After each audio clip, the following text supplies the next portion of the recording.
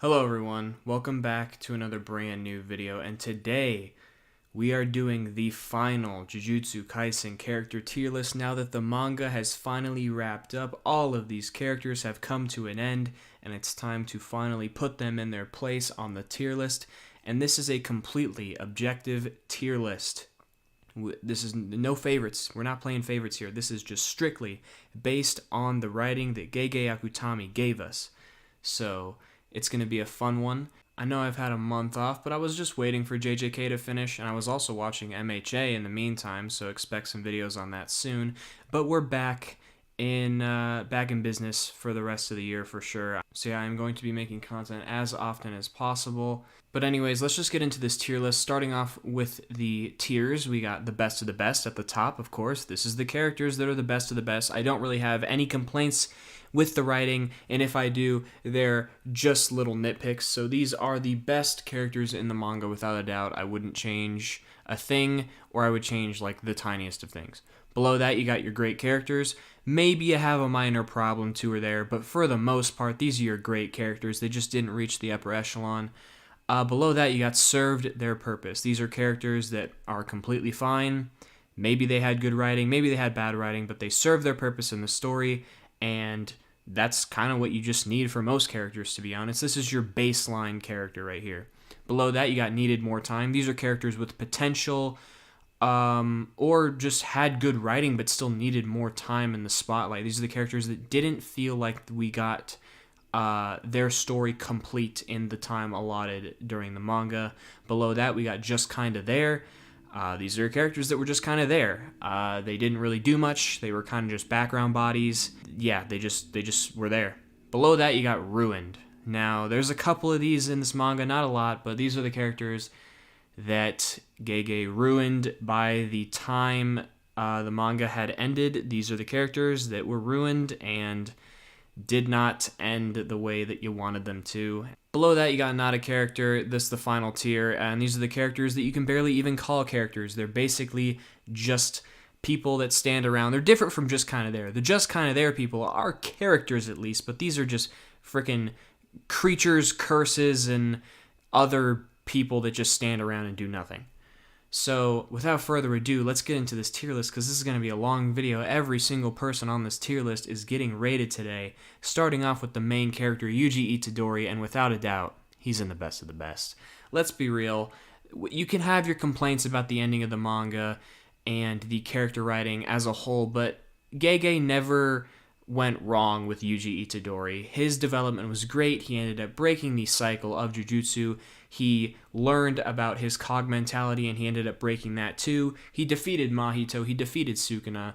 He did it all. He won the hearts of all the fans around the world. He made an impact on almost every character in the entire show. Yuji Itadori is, of course, the best of the best. And below that is Megumi. And Megumi is a controversial figure in the Jujutsu Kaisen fandom, potential man as they call him, and I'm a huge Megumi fan, but I'm only going to put him in serve to their purpose. Now, I'm not one of those people who hates on Megumi, and I'm especially not one of those people that hate on Megumi for, like, the people who are like, oh, well, he didn't overpower Sukuna in his body, and he ended up getting Choso killed, and Gojo killed, and Yuta almost killed, like the people who blame him for the events of Shinjuku Showdown. I'm not one of those people, but I also just think that Gege writing Sukuna the way he did and making it to one of our two main characters has to be taken over by him in our final battle is kind of unfortunate. And you get this big event for Megumi where he finds out his sister isn't actually his sister and it's Yorozu, and immediately gets taken over for Sukuna and isn't released until the sixth to last chapter of the manga. And when he is released, he does get important wrap up. He does learn that Toji was his father and that Gojo killed him. He does visit Sumiki's grave, and he does talk to Hana. But I also just feel like there was some unresolved stuff here that we didn't get to finish, and I just think that having the villain the way he is written, to the point where either Itadori has to be gone for like the early parts of the manga, like Shibuya, like Yuji has to be gone for a moment in Shibuya so Sukuna can come out, and then for the entire back half of the manga to just be Megumi is gone, replaced by Sukuna, is an unfortunate way to write your villain, because it detriments somebody like Megumi, who doesn't really get that much development in that time. So I would have given more character development to Megumi, but that's my piece on Megumi. I still like him. And then you got Nobara, who is one of the characters that I think is absolutely ruined by the end of the manga, because what even was Nobara's story? She gets a perfect little conclusion in Shibuya. If this was her in Shibuya, I would have put her in Serve Their Purpose, maybe on a good day in great character. But then she ends up coming back in one of the final 5 chapters just because, in the writing explanation that we give where she wakes up from her coma in the middle of the battle and then helps defeat Sukuna with resonance, is asinine. The fact that when the Shinjuku Showdown started, Nobara was not even awake, yet she plays a key role in Sukuna's defeat, is outrageous. We also get her, she gets a letter from Gojo telling her where her mom is, and she does not give a fuck at all. So that was an interesting moment, to say the least. And we don't even get a wrap-up of like her seeing Saori or the other Fumi, I think is the other girl. So that would have been interesting to see her reunite with them. But we don't get that either. Instead, we just kind of get her back for the main trio in the final 5 chapters, and it just feels wrong. And her even coming back is asinine. At this point, it's better to leave her dead than bring her back for no reason and just have her help Itadori. And you could probably do that and get away with it, but the explanation they give is just outrageous, and it kind of ruins the character for me. I don't understand what the point of Nobara was in the entire manga, to be honest with you. But next up we got Gojo, who is, of course, in the best of the best. When it comes to characters that are the strongest, like that archetype in anime, look no further than Gojo and All Might as the 2 people who have done it the best. And Gojo, throughout all eras of the manga, the hidden inventory, the present, and then like a bit of the future in Shinjuku Showdown that the anime onlys haven't seen yet, Gojo is phenomenal for all aspects. His hidden inventory character growth is amazing, him in the present is amazing, and of course Shinjuku Showdown is amazing. He has one of the best fights in the series against Sukuna, and his wrap-up with Sukuna is phenomenal. I know some people have some problems with it, and maybe it could have been handled slightly better with the off-screen death and all that, but I honestly think it's perfectly fine, and it wraps up his character great. And Gojo is one of the few people that in the final 5 chapters actually got a great scene. His final conversation with Yuji in the final chapter is a great wrap-up to the Gojo character, and I don't really have any complaints for the Gojo character. Next up we have Maki, though, and this is going to be a controversial placement. I'm going to go and needed more time, because Maki was always a fascinating character from the start, and I always really liked Maki. After Season 1, she was probably in my top 3. Season 2, she takes more of a back seat, and she gets burned. But then, after that, she has the perfect preparation arc where she massacres the Zenin clan, Mai ends up dying, and she becomes a Heavenly Restriction user like Toji. And this is all phenomenal writing, and even in the Culling games, we see some more of that as she gets rid of her self-doubt with the help of the sumo guy and the katana man, and she ends up defeating Naoya for the second time.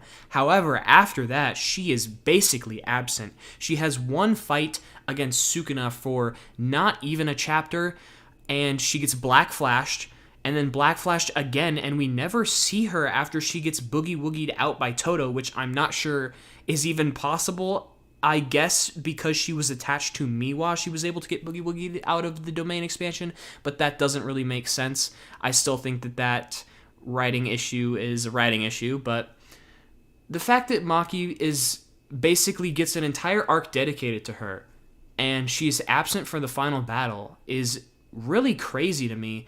And also the fact that she does massacre the Zenin clan, and we don't get a single character reaction to that happening. Nobody ever is like, hey Maki, how, like, no one ever asks her about this. Megumi doesn't bring it up, even though he is related to the Zenin clan. Yuta never brings it up to her. Inumaki or Panda never bring it up to her. Yuji, none of the teachers. So we get this entire arc dedicated to her, and she just falls off a cliff after that, and is basically just walking around as this badass female, which she is, but she doesn't get to do a lot with that. And I think that she needed more time to show off her fullest potential and get a cooler moment against Sukuna, man. I mean, everyone got a cool moment against Sukuna, and Maki's one of the only people who didn't.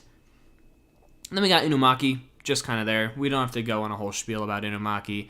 He did his thing in the final battle. He froze Sukuna, and he doesn't have much character development. He is one of those background bodies, and you can throw Panda right up there next to him. He's just kind of there. He gets more to do because of his father, Masamichi Yaga, like him experiencing Masamichi Yaga's death and fighting Kashimo briefly is stuff that he does get to do more than Inumaki, but he is also just kind of a background body and actually does completely nothing in the battle against Sukuna, which is understandable considering he's in baby panda mode. But yeah, those two are just kind of there. But we can go ahead and put Yuta Okkotsu in great character. Yuta's phenomenal. Jujutsu Kaisen 0 is a great introduction to the character of Yuta. Him in Culling Games, he is on fire in Culling Games. The whole Sendai Colony stuff is fucking awesome. And he gets probably the second best fight of Shinjuku Showdown against Sukuna. Just Yuta base, where he pops his domain expansion for the first time. Then we get the Yujo stuff, which is honestly the only reason I don't put him in best of the best. Yeah, the whole Yujo stuff is really strange. It does feel like filler added in to keep like Gojo fans happy as they get to see his body again, even though it's not really him, and made even weirder by the fact that Gege needed to take a month break, which isn't his fault, but that entire section of the manga is very bizarre. And then, of course, we get the weird cliffhanger to where they have to save Yuta, but it's actually we just have to save Yuta from Maki yelling at him, and his conclusion is all just kind of weird and bizarre. If not for the Yujo stuff, he'd probably be in best of the best, but Yuta is still one of the best characters in the entire show, and he does grow, and he becomes the monster despite how many people clown on him for that. And I'm actually going to go throw Mai in great character as well. And you might be saying that's blasphemous to have her above Maki, and that is fair to an extent. I just think that Maki needed more time where Mai completely basically served her purpose in the entire story and did it well.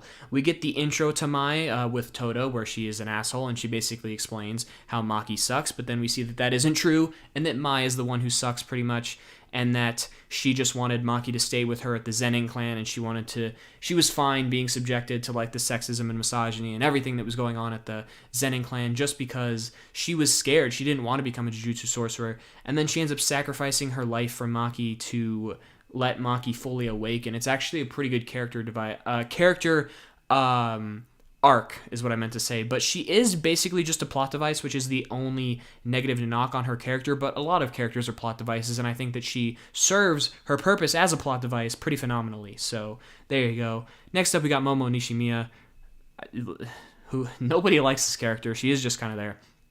And then we got Miwa, who serves her purpose. I think Miwa is severely underrated, and I know that people make the joke about Miwa being like the strongest sorcerer and all that. I just think that Miwa serves her purpose. I wish she could have gotten a little more time, but not enough to the point where, you know, she needed more time. She got to serve her little arc with Mekamaru, where he tells her to basically live on and move on and be who she wants to be, pretty much, and don't get hung up on me. And that's pretty much all a character like this needs. And she also gets her semi-cool moment of trying to take down Kenjaku in one blow, and she uses her Binding Vow, even though I kind of hate that moment as well, because it just, like, negs Miwa. But, you know, I think Miwa's fine. There's nothing really wrong with Miwa. And the fact that she fucking stood there and used Simple Domain against Sukuna when we got bum-ass characters that never entered the fight, you know, she's dope. And we got Mekamaru, who's a great character. I love Mekamaru. My favorite character, probably. I'm glad my boy Mekamaru got out while he could, because the Shibuya incident writing is, of course, peak. Everybody knows that the Shibuya incident was awesome. And this is the fucking amazing precursor to the Shibuya with Mekamaru versus Mahito, and his entire writing and reason for being the mole, and just trying to fit in with his classmates, and all this awesome stuff with Mekamaru. I love Mekamaru. He's a great character. He has a fantastic arc, and his wrap-up with Miwa is phenomenal. Then you got Kamo, who serves his purpose. A lot of people hate on Kamo, and even I clowned on Kamo in my episode ranking video, but he is a weirdly consistent character who we do learn his backstory, even if it is boring and bland. Like, he does get an arc, and he does kind of just walk off into the sunset to before Shinjuku Showdown, he does serve his purpose, and that's about all I can say for Kamo. Like, he gets his own arc, and that's more than you can say for some other people on this list. You got Todo, great character. Does Todo really have an arc or grow as a character or anything? No. But Todo is just he is exactly what you want the character of Todo to be. He is this badass himbo type who just walks. He's the perfect comic relief character, and even when he's not being hilarious, he is a badass dude, and he even gets acknowledged by Sukuna as a true Jujutsu sorcerer, which is pretty much the peak of his character writing. So I'm perfectly fine with Todo. The only reason he's not in best to the best, to be honest, is because he is just completely absent for culling games with no explanation, and he just shows up randomly in the middle of Shinjuku Showdown. I would have handled that a bit better, but to be honest, I don't have a lot of complaints with Todo. Next up, we got Arata. Not a character. He's in one scene. He says, maybe Nobara is alive, and then you see him with Shoko in Shinjuku Showdown in the background. I mean, guys, like, don't fight me on this placement. Next up, we got Junpei. Great character. In his 5-episode stretch of the series, he is one of the best written characters, and his entire arc is to fuel Yuji against Mahito, and help Yuji put on his path. But Junpei has a nice little fascinating arc in his own right. And the fact that this character of Junpei, who is introduced in Season 1 and is only around for 4 or 5 episodes, eclipses a lot of the characters who were around for the entire manga or got whole arcs dedicated to them and stuff like that is honestly crazy. That just shows you the writing that has gone downhill since then. We got Masamichi Yaga up next, who needed more time. We get this whole thing with Masamichi Yaga's death where once it happens off screen, which is strange, but even then he explains to Gaku Ganji how to make cursed corpses and that he knew all along how to make cursed corpses, and we never get follow-up on that plot line. I'm going to go ahead and put Gaku Ganji in needed more time too, because we get that unresolved plot line between these two that goes absolutely nowhere, and Masamichi Yaga doesn't even get mentioned again until the Kusakabe chapter, which is great growth for Kusakabe and not for Yaga. So it's very strange that both of the principals of the school basically get nothing despite getting an arc set up for them. It's strange. But next up, we got Kento Nanami, who is absolutely one of the best of the best. He's a phenomenal character. The perfect little mentor figure to Yuji. Obviously, Gojo is a mentor, but Nanami was as well. His death scene is perfect. His backstory is perfect. His role in the story is absolutely perfect. He serves his purpose perfectly. There is nothing wrong with Nanami at all. He is the perfect definition of a side character. He serves his purpose. He doesn't take away from anybody else. He just elevates the story every time he is on screen for the short time that he is on screen, and there is nothing wrong with Nanami in the story at all. Next up, we got Utahime. Needed more time. She just does nothing, pretty much. She is just kind of there, but Utahime is one of those characters that did need more time in the story, in my opinion. Flesh out her relationship with Gojo post Hidden Inventory more. Flesh out her relationship with Shoko more. Her and Shoko never interact in the present day, I think, which is strange because you see how cool they are with each other in Hidden Inventory. Like, there is relationships with Utahime that are never really fully fleshed out. And I think another interesting one is, like, she seems disappointed that her student in Mekamaru was the mole, but we never really get a follow-up on that and how that made her feel. Like, she could have had a little arc where she grapples with, was I a good teacher because my student was the mole? Stuff like this, and we never really see her in a teacher role for the Kyoto students either. Like, she never really gives them guidance on screen either. It's a very, very strange character. She needed more time. Next up, we got Mei Mei and Kusakabe, who both serve their purpose, who are also weirdly consistently written. For these two characters to be like Mei Mei is top 3 female character when it comes to character writing in the show, which is very strange. She is very consistent. She gets her own chapter pretty much in the final 5 chapters, which is a bit outrageous, but it does happen. And despite Mei Mei being a shitty person, her character writing is pretty good, and she serves her purpose. And she actually has a little arc at the end of the show where she does something that isn't completely selfish by killing the simple domain leader to make Kusakabe the new leader. And speaking of Kusakabe, I actually really like Kusakabe's writing. Not enough to call him a great character, but his chapter against Sukuna has aged particularly well, and I think that his little arc that he grapples with of joining Jujutsu Society because of Masamichi Yaga and wanting to make him proud even in death is also like a pretty good moment for Kusakabe.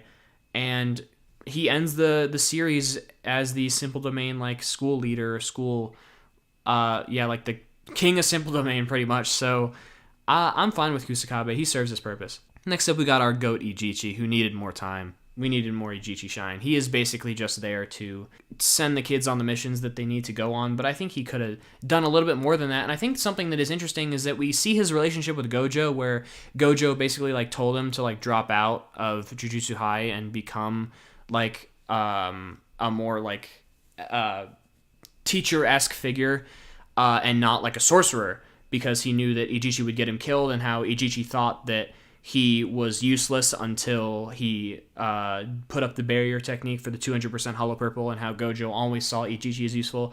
I would have liked a little more. I would have liked the manga to expand on that more, is what I'm trying to say.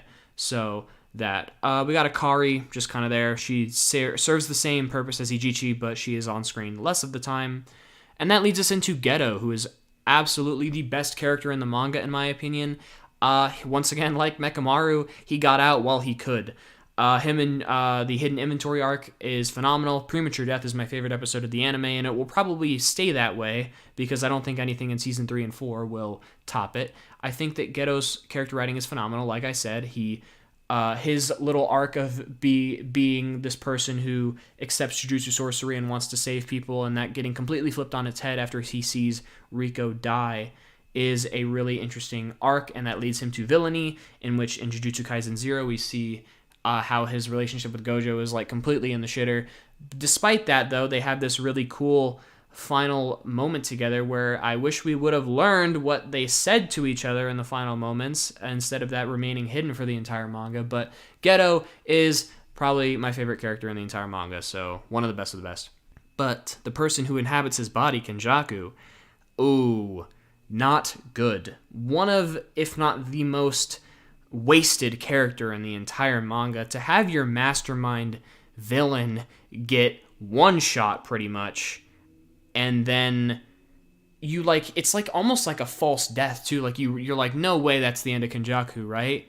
And then it is the end because Yuta takes his technique, and we don't really even know why he did. Is he just like an agent of chaos? That's like pretty much the presumption.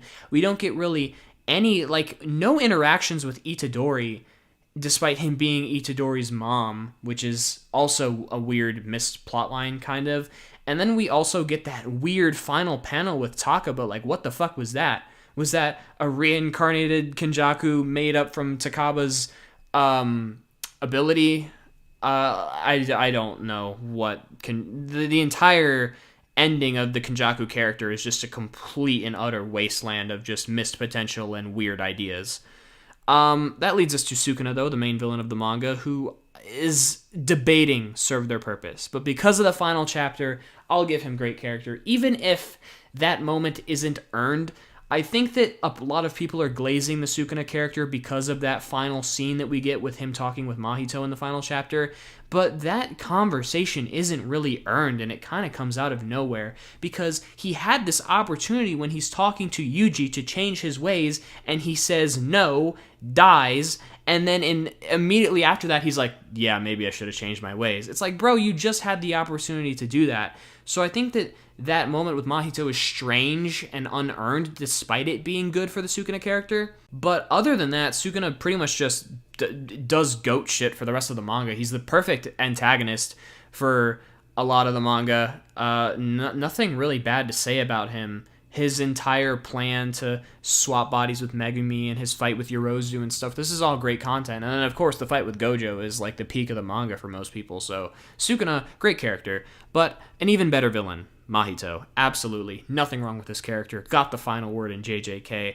The perfect antagonist. And what's funny is that he was such a good antagonist that they decided to redo the entire I'm you speech and I'm a curse and all this shit with Sukuna like, the Mahito conclusion was so perfect that Gege tried to redo it with Sukuna. He thought he could replay the Shibuya greatest hits with Sukuna, and you just can't. Mahito is just too good of a antagonist. The perfect antagonist the perfect type of antagonist that is just evil for the sake of being evil. Jogo, the other disaster curse that is pretty much a great character.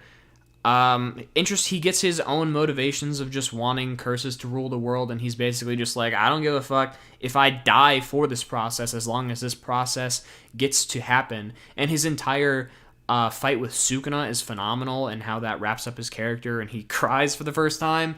It's all really cool. The other disaster curses, though, Hanami just serves her purpose. She's completely fine. She gets her little arc of enjoying to fight, and that's about it. And then Dagon needed more time, probably. He's the most half-baked of the disaster curses, because the second he awakens, he dies in the same fight. So Dagon getting some more would have been interesting, but honestly, it's fine. The disaster curses are pretty well handled for the most part.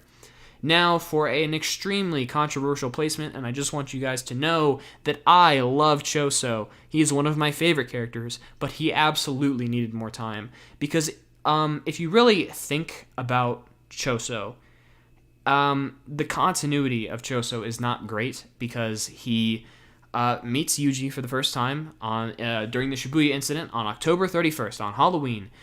He realizes Itadori is his brother, and he joins Itadori on the good guy's side, pretty much. After that, he stays with Yuki for the Culling Games, and this is during November. So he's not with Yuji Itadori during this time.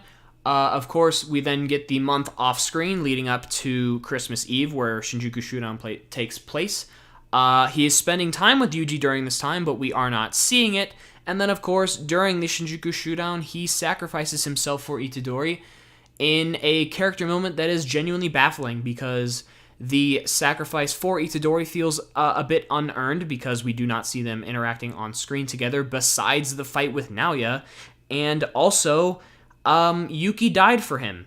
And the fact that he doesn't get to live on as a curse and he instead sacrifices himself is a genuinely stupid writing decision. Probably one of my least favorite in the entire series, especially because Choso and Yuki are some of my favorite characters, and the fact that their arc gets completely squandered is really upsetting. So I think that Choso needed more time with Yuji to make that sacrifice earned, or we just, change that ending and don't have him die.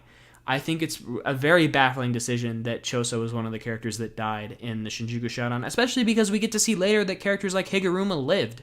So it was extremely disappointing and sad that Choso died, and I think he needed more time. For his brothers, Eso and Ketsuzu, though, I think they serve their purpose. They elevate Choso's early character, and that's about it. And they have a cool fight scene with Yuji and Nobara.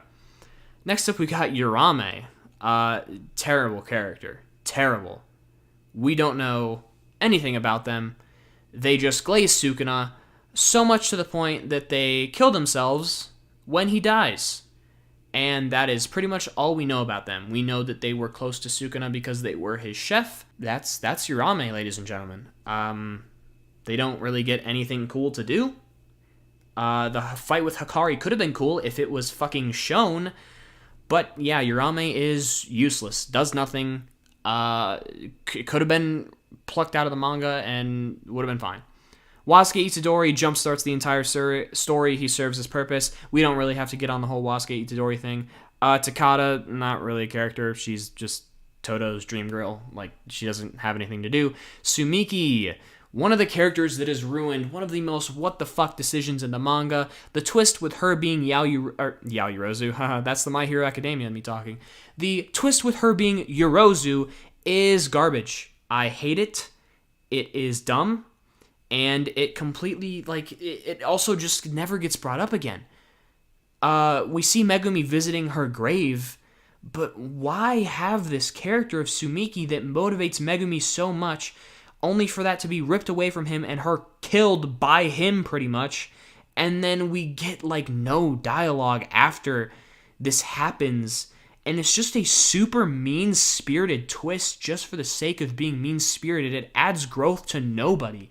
This twist doesn't do anything for anybody besides Sukuna, who doesn't need this arc / character development of Yorozu. All it does is it gives Sukuna the cursed tool that ends up getting taken by Higuruma, which is a fucking stupid decision in and of itself. So this entire twist with Sumiki is very bad. Junpei's mother serves her purpose. She motivates Junpei's character. Ozawa, not a character, basically just a filler character for an episode. Juzo he wants coat racks. Miguel serves his purpose. And we can go ahead and throw LaRue. No, actually we cannot throw LaRue there. We'll throw LaRue and needed more time, and I'll explain why. So Miguel is an interesting character. We do learn, we know why he wanted to work with Geto. We know his relationship with Gojo a little bit, him training Yuta. We know all about that and why he shows up during Shinjuku Showdown. That pretty much serves his purpose. But for LaRue, the reason why LaRue needed more time is because we do see in Shibuya, him basically talking the twins and Negi and Monami, down from fighting each other because of their opposing views. And LaRue seems to be kind of like that pacifist type, but then we also know that he was hanging out with Miguel for a lot of that time. So it's weird that we didn't see that. And then also, he was close with Yuki. We saw Yuki mentions him during the Shibuya incident. And it's weird that LaRue isn't around for Culling Games because he was around for Shibuya incident. And Yuki stays around after Shibuya incident. So why wouldn't LaRue? It's strange, especially because Yuta is back from Africa as well. So did LaRue show up with Yuki and then go back to Africa for Miguel? It's a very weird situation, and I just think that, he could have done something. He could have been around for Culling Games. There was just that little tinge of missed potential with this character, despite him being very unimportant. Haruta serves his purpose. Annoying villain. I like him. I know a lot of people don't, and the people that don't like Haruta, it's because he's good at his job of being an annoying little shit antagonist. The twins needed more time as well. Again, very mean-spirited. If you think about the lives of the twins, it's very sad. They're abused, they get saved by Geto, and then they become terrorists with Geto, and then Geto dies, who is their father, and then they want to save his body, and they get murdered by Sukuna for it. It's a terrible little arc. And I think, they do serve their purpose, but also, I would have liked to see more of the twins. I think it's more interesting if the twins are around for longer. But, I mean, it's fine. It's not like I'm clamoring for more Mimiko and Nanako content. I just think that they could have done more. Rika serves her purpose. She saves Yuta. Her whole backstory with Yuta and JJK0 is really good. Her staying around and helping in Sendai and Shinjuku. Rika serves her purpose. One of probably the best cursed character besides the antagonist. So you got that. Next up we got Shoko, who needed more time. If I had one complaint about the hidden inventory arc, it is the fact that we do not see Shoko's relationship with the two boys as much. I would have liked to see that more. And then we also don't get any Shoko reaction to pretty much anything that Gojo does post hidden inventory, especially him dying in Shinjuku. We get no reaction to that. We also don't get to see her relationship with Utahime fleshed out at all.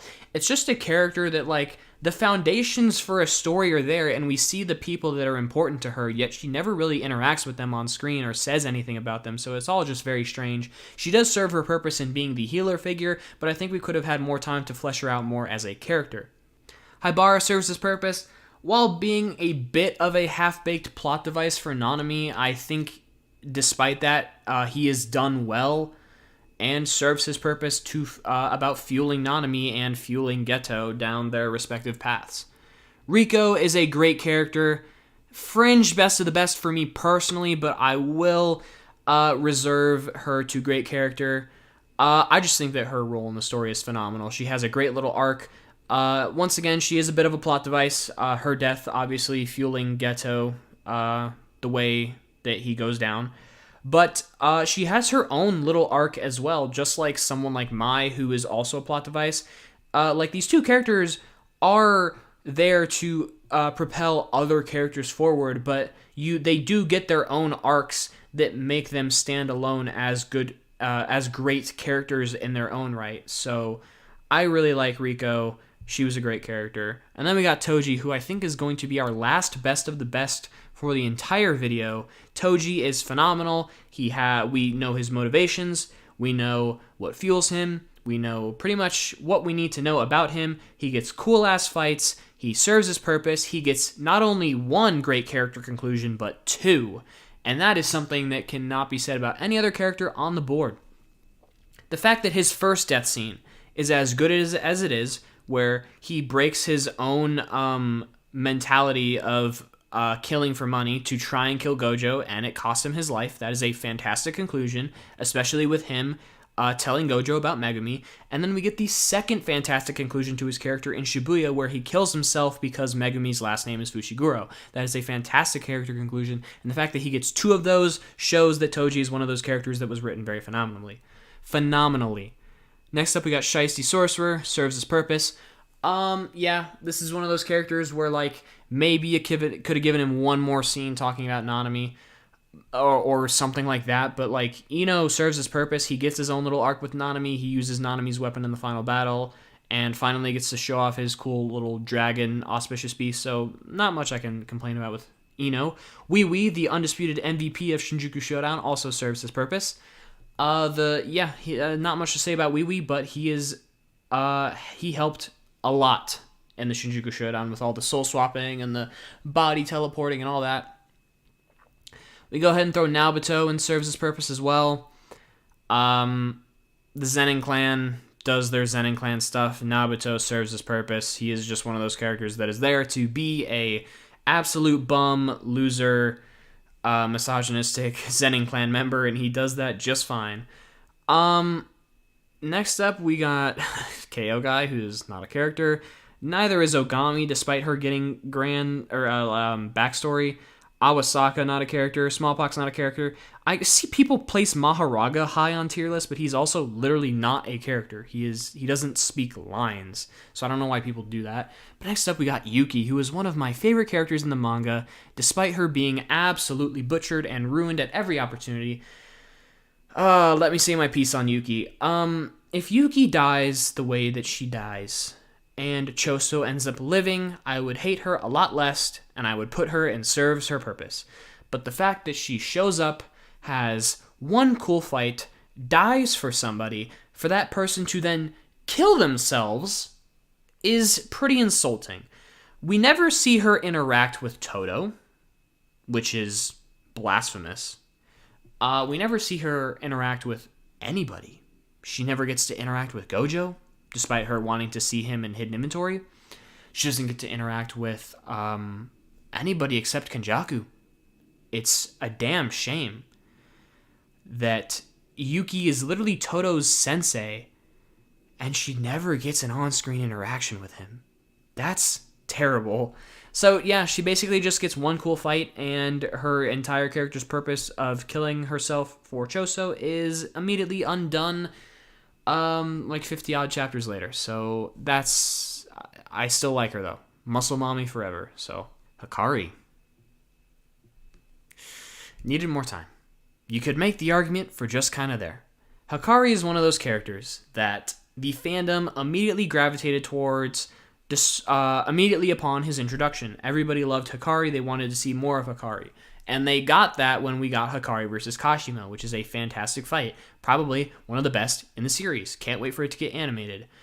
But then after that, he does fuck all. He gets his arm back somehow. We still don't know how that happened. Then after that, he just fights Urame off screen for fucking 50 chapters. Why? Everybody liked Hikari, and he does nothing in the final arc. He absolutely needed more time. We know that his fever burns brightest when he's a Jujutsu sorcerer. Why? Don't know. These are the questions that we would have liked to see answer, but we didn't. Instead, he was just playing touch butt with Urame for 50 chapters. And then we got Kirara, who is not a character. I don't know anything about them besides the fact that they like Hikari. And they like when his fever burns bright. But they do nothing for the entire story. Then we got Naoya, who is a great character, despite him being the worst piece of shit character in the entire manga, probably. But yeah, Naoya is a great character. He serves his purpose. He is Maki's little main antagonist for Perfect Preparation, and he is her main antagonist in Culling Games when he comes back as a curse. Jujutsu Kaisen has really great antagonists. Like, if you look at this tier list, you have Geto, Mahito, and Toji in Best of the Best. Below that, in great character, you got Sukuna, Jogo, and Naoya. These are 6 antagonist characters that are all done phenomenally well. So that is something to say about Gege's writing, is he can write the shitty people, but he can't really write the good people. Next up, we got Ogi. Serves his purpose, is Maki's father, and he is just the worst. And that's pretty much all you need to know about him. And his death scene is pretty cool. And then we got Tengen, who needed more time. I feel like we could have learned more about Tengen. He's a very important figure in Jujutsu society, yet we also don't know that much about him. So there's that. We got Hanyu and Haba, who are not characters. They are just there. We got Amai, who serves his purpose, who weirdly gets his own arc of like apologizing for his past sins in the second to last chapter, by the way. Yeah, in the second to last chapter, we are wasting time on wrapping up Amai's arc rather than other people that are more important. So that's interesting, but he serves his purpose. Remy also does. Despite getting captured by the U.S. military and being never seen or heard from again, she does have an arc, and she does have an interesting relationship with Megumi. We got Higuruma, great character. The only thing about Higuruma that genuinely puts him down from being up with the best of the best is his handling. In Culling Games, you see him, he gets turned to the light side by Yuji pretty much. And then the next time you see him, he's fucking with Yuji about to throw down with Sukuna. Like, there's a huge jump of like, man, you swayed me to the light side, to let's fight Sukuna together. Like, there's a big jump there. His death scene is handled well, except for the part when he doesn't actually die, and then the third to last chapter, we see him again. And we find out that he's going to continue being a Jujutsu sorcerer, which does make sense, and I do like that for his character. But just that decision to kill him just to bring him back is weird. And then also the whole taking the cursed tool from Sukuna debacle is dog shit. I've said my piece on that in like my 2 discussion videos on why that sucks. So there's that. Reggie serves his purpose. Great fight with Megumi. Super underrated fight. Super underrated character too. I am excited to see his fight with Megumi in the manga. And I also like his little moment of giving Megumi his points before he dies. Like, Reggie does have a little arc. Hazunoki's just kind of there, one of Reggie's lackeys who then gets killed by Kenjaku during Shinjuku. Angel, holy shit, needed more time. This is the most half-baked character in the entire manga. Angel is terrible. I'm Angel and Hannah, like, combined. Hannah, super half-baked. You get this thing where she, like, met Megumi as a child and then wanted to become like Megumi and admired Megumi, and then like the second she meets Yuji, they're already comparing her to Nobara, and then she loves Megumi and is gonna kill Sukuna until Megumi or Sukuna convinces her that he's Megumi, and then she stops and he cuts off her arm, and then she's the fucking trump card for Shinjuku Showdown, and it's all so half-baked and rushed. Her entire character writing is a nightmare. There's nothing wrong with her liking Megumi, but the way it's written is really weird, and then like her throwing away the Sukuna kill for Megumi is one of the worst parts of the entire manga. Like, they really need to fix that scene in the anime, because in the manga it is terrible. And then her entire, like, the Nobara comparisons are egregious. The second she meets Yuji, Yuji is comparing her to Nobara. Like, that decision from Gege is blasphemy. Like, why are you trying to convince me that she's even somewhere close to Nobara within her first couple of frickin' panels of being on the screen? It's ridiculous. We got Charles Bernard, who serves his purpose. He actually does kind of get an arc, which is strange. Once again, he's one of the characters in the final, second to last chapter who is getting wrap-up despite there being more important fish to fry. Kashimo, fraud of the year, needed more time. Yes, he does get an arc, and his entire purpose is to fight, and he does do that. He does fight Sukuna, which is his, like, dream, but he's also just a super half-baked character who, like, his fight with Sukuna at least should have been extended if that's what they were trying to do, because he just comes in for a chapter and gets annihilated. So his it's just weird that they built up him wanting to fight Sukuna and him only joining the good guys because he wants to fight Sukuna just to go in there and get thumped. It's just strange. He's a huge fraud.